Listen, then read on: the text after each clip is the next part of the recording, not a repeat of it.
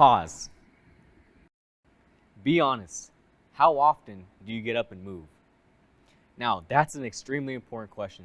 So today, we're going to be talking about the guidelines that are set in place by the American College of Sports Medicine for your physical activity for adults.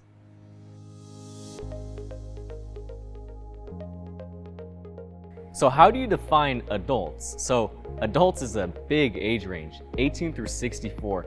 But the good thing is the guidelines are the same for whether you're 18 or you're 64. So what are those guidelines? What are the benefits? And what are the barriers that you may face? So as an adult, the benefits are so wide-ranging. It could be improved cardiovascular health, where your heart is much more healthier. It could be improved lung health.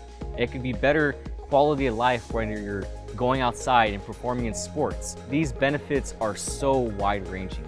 Now, as an adult, you may face a lot of barriers to being physically active, and that is okay. We all do. But the good thing is, being active just involves moving more. And that's the basic thing I want you to take away from this video.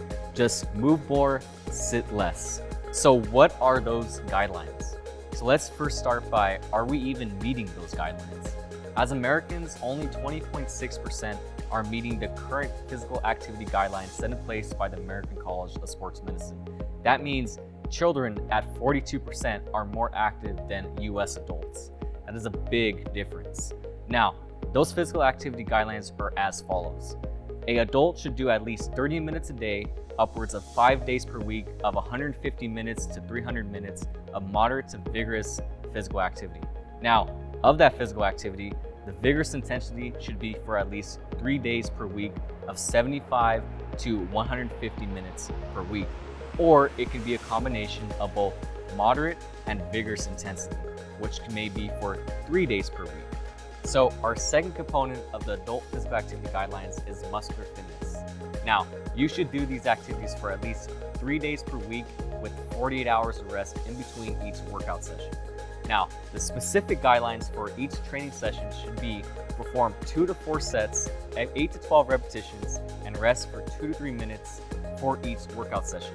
Now remember, train your large muscle groups in your upper body and your lower body. So our third component of these physical activity guidelines is flexibility. So flexibility is important for maintaining your overall health and function. Flexibility helps improve your range of motion at all your joints. So you should perform flexibility activities or stretching activities for 2 to 3 days per week at 10 seconds to 30 seconds, which would add up for about 60 seconds. So our last component of these physical activity guidelines are neuromotor activities, otherwise known as functional fitness training, which combines agility, balance, and proprioceptive training. Perform these neuromotor activities for 2 to 3 days per week. Now, they can be performed for greater or equal to 20 to 30 minutes per session or 6 to 10 exercises. You want these to challenge your upright stability or balance. You can increase the intensity by making the exercise more difficult. Please see the link in the description for the full physical activity guidelines set in place by the American College of Sports Medicine. Remember, move more, sit less, stay active, Azusa, and we'll talk more soon.